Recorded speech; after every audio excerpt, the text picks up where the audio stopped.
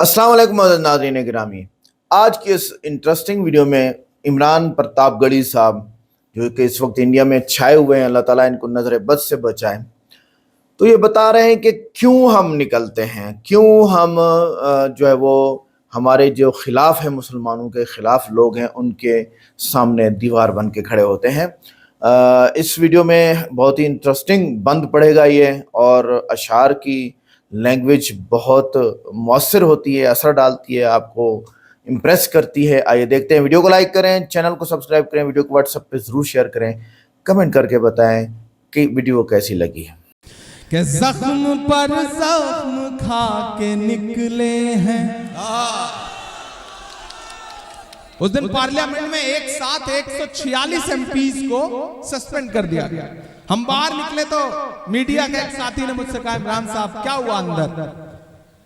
तब ये नज्म हुई कि जख्म पे जख्म खा के निकले हैं, हाँ मगर मुस्कुरा के निकले हैं। जख्म पे जख्म खा के निकले हैं, हाँ मगर मुस्कुरा के निकले हैं। सर झुकाने का हुक्म जब आया,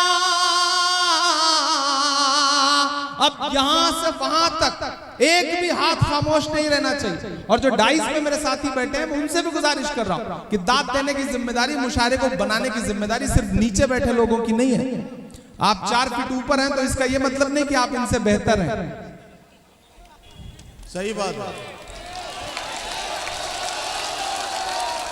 जिस तरह तराजू में 2 पल्ले होते हैं, झुका वही पल्ला रहता है जिसमें वजन ज्यादा होता है। ये ज्यादा वजनदार लोग हैं। ये रात के 9 बजे से मुशायरे को मुशायरा बना रहे हैं, तो सबकी एक साथ सबकी शिरकत होगी तो ये मुशायरा और बेहतर बन सकेगा। इधर जो दोस्त खड़े हैं उनकी भी शिरकत हो। मैं पढ़ता हूं, और ठंड है मुझे पता है, आप ठंड की वजह से जेब में हाथ डाल के खड़े हैं। थोड़ा जेब से हाथ निकालिए, पैसे मत निकालिए, जेब से हाथ निकालिए। मुझे हाथ की जरूरत है, तनुज पुनिया को भी हाथ की जरूरत है, आपके साथ की जरूरत है। मैं पढ़ता हूं कि जख्म पे जख्म खा के निकले हैं, क्या कहना, हाँ मगर मुस्कुरा के निकले हैं। सर झुकाने का हुक्म जब आया, सर झुकाने का हुक्म जब आया, और भी सर उठा के निकले हैं, और भी सर उठा के निकले हैं।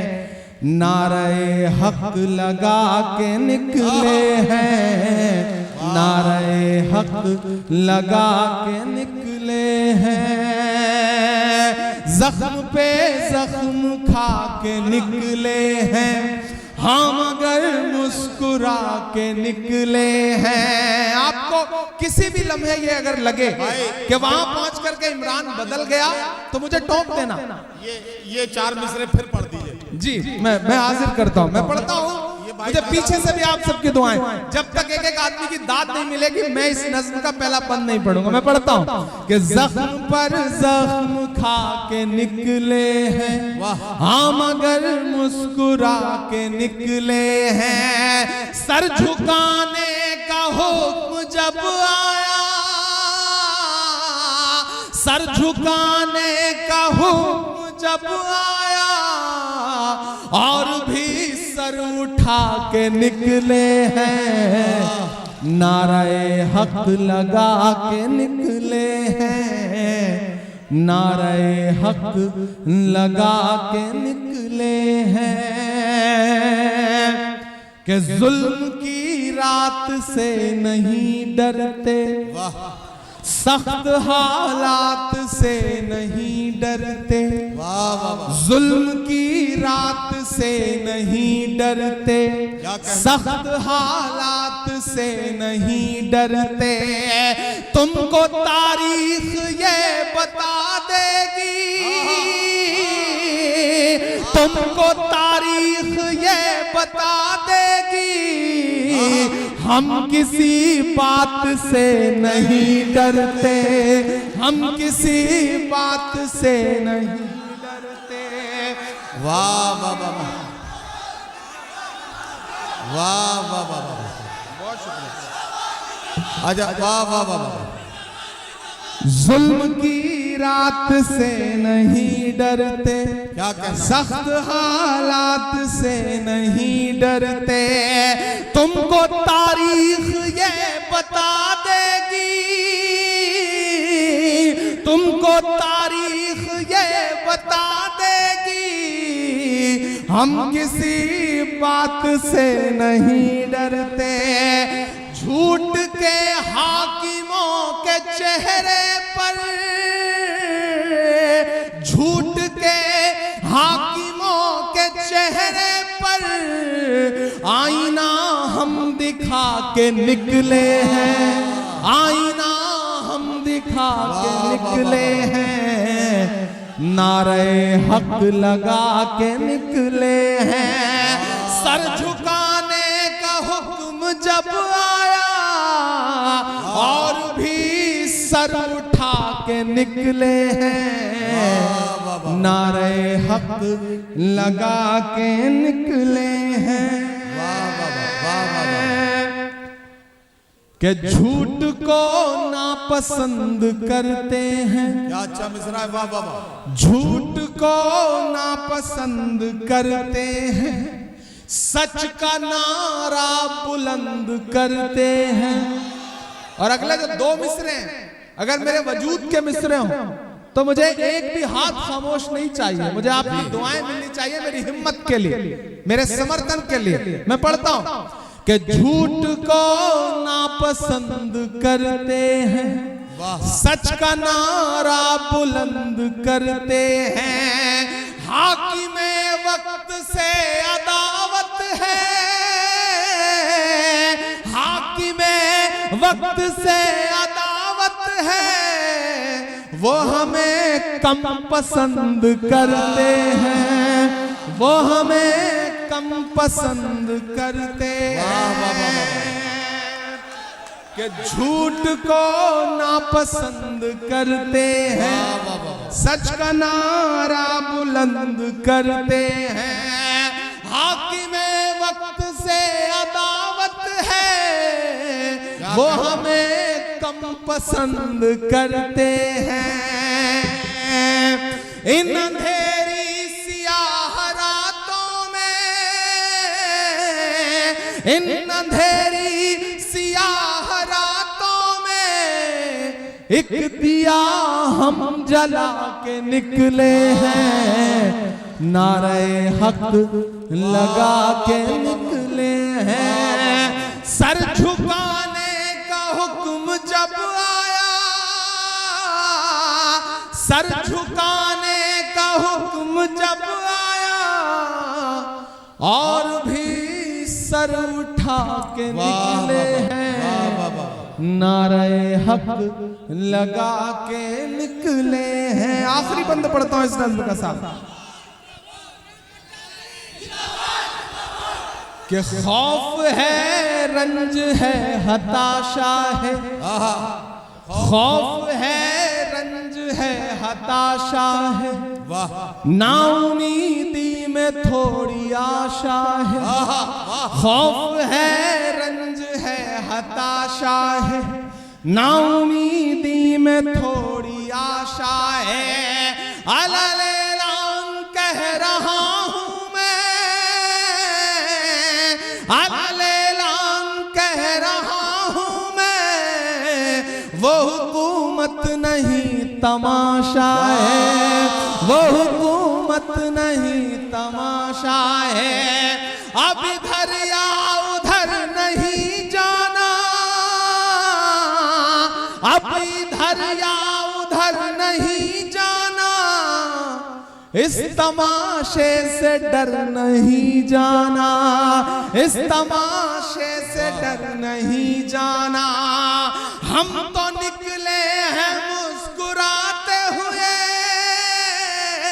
तैयार रहना कि हम तो निकले हैं मुस्कुराते हुए, और वो तिल मिला के निकले हैं, नारे हक लगा के निकले हैं। सर झुकाने का हुक्म जब और भी सर उठा के निकले हैं, नारे हक लगा के निकले हैं, नारे हक लगा के निकले हैं। बहुत शुक्रिया, बहुत मोहब्बतें। एक बार आप ताली बजा करके मुझे अगली नज़्म के लिए हुक्म दें, मैं बैठूं आऊं जाऊं ये सिलसिला।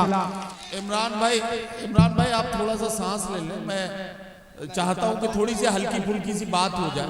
नहीं, मैं बैठने के लिए नहीं कह रहा हूं, कर ले रहा, थोड़ी सी हल्की फुल्की सी बात मैं करना चाहता हूं। नहीं बिल्कुल बिल्कुल। एक मिनट मेरी बात सुन। मैं एक छोटा सा एक हल्की फुल्की सी कुछ बात करना चाहता हूं। अभी 2-3 दिन पहले की बात है, बजट सेशन पे बहस हो रही थी। हाँ, तो उसमें मैंने राज्यसभा की कार्रवाई में देखा कि माहौल बड़ा शायराना सा हो गया था। आपने निर्मला सीतारमन जी के सामने पता नहीं कौन सा शेर सुना दिया कि पता नहीं कई सांसद एकदम शेर व शायरी के मूड में आ गए। तो वो मंजर मैं देख रहा था, मैं चाहता था कि वो कुछ जरा सा उसके वो बड़ा शानदार मंजर था वो। मैंने एक शेर सुनाया, फिर उसके बाद कई शायरों ने। एक अच्छी चीज हुई है कि जब से मैं पार्लियामेंट पहुंचा हूं, थोड़ा शायराना सा माहौल रहने लगा है पार्लियामेंट का।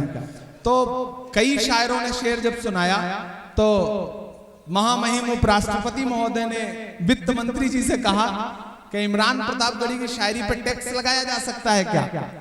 तो वित्त मंत्री जी खड़ी हो गई और उन्होंने कहा कि अगर हाउस इजाजत दे, अगर हाउस यानी कि राज्यसभा एग्री हो तो क्यों नहीं, ज्यादा रेवेन्यू जनरेट होगा। तो मैंने उपराष्ट्रपति महोदय से कहा कि साहब गरीब शायरों पे टैक्स लगा करके क्यों आप उनकी आवाज बंद करना चाहते हैं?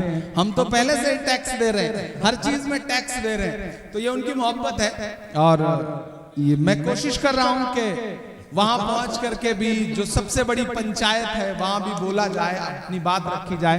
मैं एक गजल के एक बहुत आपके वजूद से जुड़ी हुई गजल के 2-3 शेर आपको सुनाता हूं। आज तारीख है हैरान, कहां चूक हुई। दोस्तों, कहीं ना कहीं इस वक्त में हमें पलट करके अपने गिरेबान में भी झांकना है। मेरी नई नस्लों के कुछ तो हुआ, कुछ तो गलतियां रही, कुछ तो चूक हुई। मैं इस रदीफ से एक गजल के कुछ शेर आपको सुनाता हूं, एक मतला और 2-3 शेर। इधर जो लोग बैठे हैं एक बार सब शिरकत करें, मुझे ताली बजा करके हुक्म दें। मैं अगले 10 मिनट आपके बीच में हूं क्योंकि मुझे फ्लाइट पकड़ना है, पहुंचना है, सुबह 6 बजे की फ्लाइट है। तो मैं चाहता हूं कि जाने से पहले एक आध फरमाइश है वो पूरी कर दूं और एक ये गजल के 2-3 शेर आपको सुना दूं।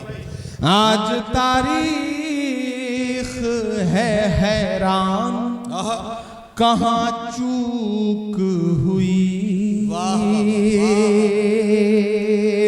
आप सिर्फ हंगामे वाली शायरी पे दाद देते हैं, अच्छी शायरी पे आप दाद नहीं देते। मैं चाहता हूं कि इस पे भी आप दाद देंगे तो मैं कोशिश करूंगा कि हल्की फुल्की शायरी या फिर यूं कहूं कि गजल की शायरी भी आपको सुनाऊं। आज तारीख है हैरान, कहां चूक हुई। सोचिएगा कभी सुल्तान, कहां चूक हुई। सोचिएगा कभी सुल्तान, कहां चूक हुई। हल हुआ करते थे दुनिया के मसाइल जिनसे,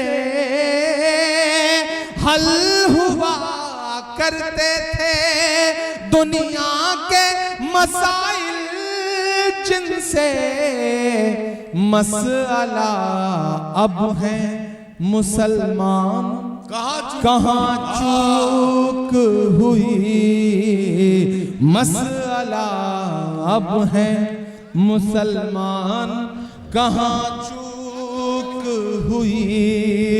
जिन साथियों को जाना है वो आहिस्ता से गुजर जाएं ताकि मुशायरा चलता रहे, सुकून से निकल जाने दीजिए। देखिए, जिन्हें जाना है वक्त बेवक्त, जब अल्लाह का बुलावा आ जाता है तो आदमी चला ही जाता है, उन्हें रोका नहीं जा सकता। तो जो जा रहे हैं उन्हें ताली बजा करके विदा कर दीजिए कि वो चले जाएं और मुशायरा चलता रहे। और एक शेर इसमें हुआ है, और अगर लगे कि सही बात कह दी गई है सलीके से, तो मुझे दुआ देना। जी भाई। सोचिएगा कभी सुल्तान कहाँ चूक हुई, तुम पे दौलत भी है, तादाद भी, ताकत भी है, तुम पे दौलत भी है, तादाद भी, ताकत भी है, फिर भी है बेसरो सामान कहाँ चूक हुई, फिर भी हो बेसरो सामान कहाँ चूक हुई। और एक शेर, और अगर लगे कि जो मेरा मिशन है, जो मैं कहना चाहता हूं, जो मैं अपनी नई नस्लों से पिछले 10 साल से 15 साल से मुशायरों में, हम ही नहीं, हम जैसे तमाम कलमकार जो पैगाम दे रहे हैं आपके बीच में, अगर वो इस एक शेर में ढल गया हो तो मुझे सुन के बताइएगा। जी भाई। सोचिएगा कभी सुल्तान कहाँ चूक हुई, रह गया किस लिए तू इल्म हुनर में पीछे, रह गया किस लिए तू इल्म हुनर में पीछे, है तेरे पास तो कुरान कहाँ चूक हुई। इस शेर को ऐसे कमजोर तालियों से सुनेंगे तो सही नहीं रहेगा। मैं शेर को फिर से पढ़ता हूँ, और यहाँ जो दानिश्वर लोग बैठे हैं, यहाँ जो पढ़े लिखे लोग बैठे हैं, मुझे उनकी दुआ चाहिए कि रह गया किस लिए तू इल्म हुनर में पीछे, है तेरे पास तो कुरान कहाँ चूक हुई, है तेरे पास तो कुरान कहाँ चूक हुई। ग्रामी, ये थी प्रताप गढ़ी साहब का बेहतरीन मुशायरा, जो हम ढूंढते ढूंढते काफ़ी देर के बाद इसको लेके आ रहे हैं। सर, इस बंदे को दाद देनी पड़ेगी। क्यों? क्योंकि इन्होंने उर्दू ज़बान को, देखें, बातिल की या मुखालिफिन की, जो मुसलमानों के मुखालिफ हैं इंडिया में, तो उनकी बहुत ज़्यादा ताकतें लग चुकी हैं कि उर्दू को ख़त्म किया जाए। और अब कुछ उम्मीद हो चुकी है कि अदब, उर्दू अदब जो है वो बच जाएगा, क्योंकि जितना हम देखते चले आ रहे हैं कि मुसलमानों के ख़िलाफ़ एक ही हथियार उठाया गया है कि इनकी ज़बान को, इनकी लैंग्वेज को ख़त्म करो, इनको इंग्लिश पे डालो, इनको दूसरी तालीमों पे डालो, और जो ग़ुलामी वाली तालीम है जिसमें हम नौकर बन के बनते हैं, नौकर बन के रहते हैं, उन तालीमों को और उस एजुकेशन को करने दिया गया मुसलमानों को। ये नौकरी बन के रहेंगे। और हकीकत यह है कि मुसलमानों को मेरा मशवरा है, नौकरी के लिए मत पढ़ो भाई, जॉब के लिए मत पढ़ो, आप माल कमाने की एजुकेशन लें, पैसा कमाने की एजुकेशन लें, और उस पढ़ाई से, उस तालीम से, उस एजुकेशन से आप पैसा कमाइए। तब जाके आप देखेंगे कि आजकल भाई सोशल मीडिया का ज़माना है। मैं एक मस्जिद का इमाम, मैं एक मदरसे का जो है वो मुदर्रिस, अल्हम्दुलिल्लाह सुम्मा अल्हम्दुलिल्लाह सोशल मीडिया से मैं कमाई कर रहा हूँ, मेरी टीम भी खा रही है, मैं भी खा रहा हूँ, और बड़ा इस्तिग़ना से इज़्ज़त के साथ ज़िंदगी गुजार रहे हैं, अल्हम्दुलिल्लाह सुम्मा अल्हम्दुलिल्लाह सुम्मा अल्हम्दुलिल्लाह।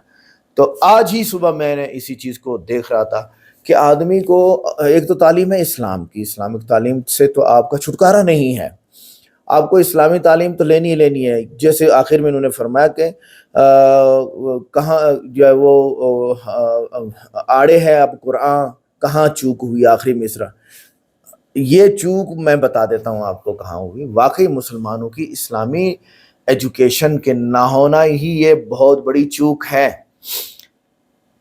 इस्लामिक स्टडीज़ ख़त्म हो चुकी हैं और मुसलमान इस दौड़ में लगे हुए हैं कि भाई ये डिग्री, मतलब आला डिग्री हो जाए, वो डिग्री बाद में काम आती है कि नहीं आती, सोचने की बात है। तो आला से आला डिग्री आप लें, लेकिन माल कमाने के ज़राए को पढ़ें। कि आप आज तो सिर्फ मैं ये कहता हूँ कि आप सिर्फ ये पढ़ें कि इंटरनेट से कैसे पैसा कमाया जा सकता है। बहुत सारी चीज़ें पड़ी हुई हैं। आप एक स्किल ले आते हैं, उसको बेचते हैं, और फेवर पे, अपवर्क पे, फलां फलां फलां। आप ई कॉमर्स के वेबसाइट्स बनाते हैं, आप फलां करते हैं, फलां करते हैं। इन सारी बातों का खुलासा यही है कि मेरे भाई, दो चीज़ों की बड़ी चूक जा रही है इंडियन मुस्लिम्स के अंदर। एक कुरान की तालीम और एक एजुकेशन नौकरी के लिए। ये बहुत बड़ी चूक है। इस वक्त वर्ल्ड वाइज मैं देख रहा हूं कि एजुकेशन जो डिग्रीज हैं, एजुकेशनल जो डिग्रीज हैं, जो बड़े बड़े इंजीनियरिंग के पढ़ने कहाँ के बड़े बड़े, वो बढ़ते ही जा रहे हैं। बंदा पढ़ते पढ़ते 40 साल का हो जाए। एक तो इन्होंने तालीम का दौरानिया मुख्तसर नहीं किया, हर साल 3 महीने छुट्टियां भी कर देते हैं और पढ़ाइयाँ होती नहीं है, तो मसाइल है। और बच्चे जो है पढ़ पढ़ के बूढ़े हो जाते हैं, फिर डिग्री जाके मिलती है जब वो जवानी ख़त्म कर चुके होते हैं। अब क्या करेगा इस पैसे का वो बंदा? 10 साल खा लेगा, 40 से 50 साल, 50 साल के बाद वैसे ही जो है दम घुटने शुरू हो जाते हैं बंदे के।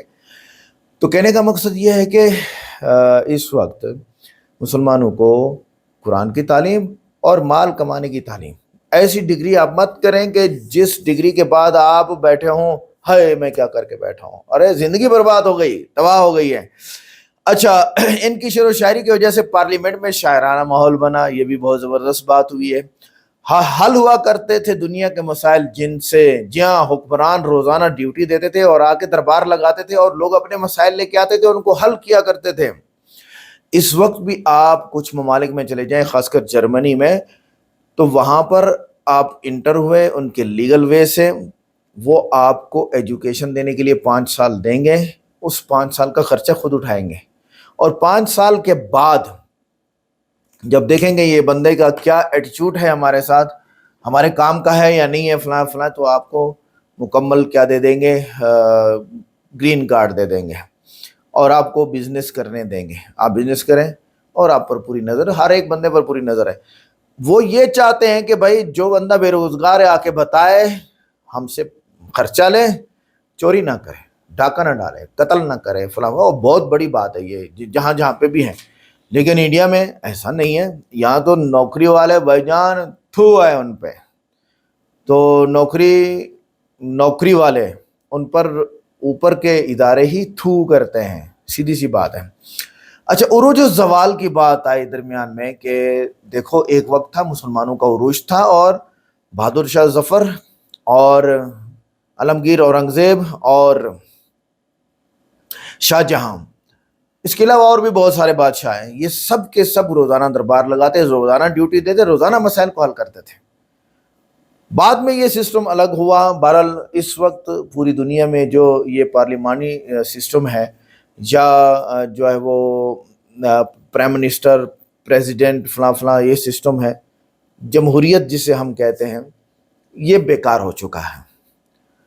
अब इस वक्त वर्ल्ड वाइज लोगों का जो सिस्टम है, हम इकोनॉमी क्लास के जो लोग हैं, हमारा जो सिस्टम है वो 2 लोगों के पास चला गया है पूरी दुनिया में, या तो सियासतदान या स्टैब्लिशमेंट। ये 2 लोगों के पास सिस्टम चला गया है। अब जहाँ पे स्टैब्लिशमेंट खैरखा है आवाम की, तो कुछ ना कुछ अच्छा मिल रहा है, और जहाँ पे स्टैब्लिशमेंट मजबूर है, और हकीकत में बहुत सारी जगहों पे स्टैब्लिशमेंट जो फौजी इदारे हैं वो क्या है, मजबूर हैं IMF के वास्ते से या अपने बैंकों के वास्ते से, किसी ना किसी वजूहात की वजह से वो मजबूर हैं। क्या है जी? मजबूर हैं। तो वो फिर अवाम का कचूमर निकालते हैं। मिलते हैं नेक्स्ट वीडियो में। अस्सलाम वालेकुम।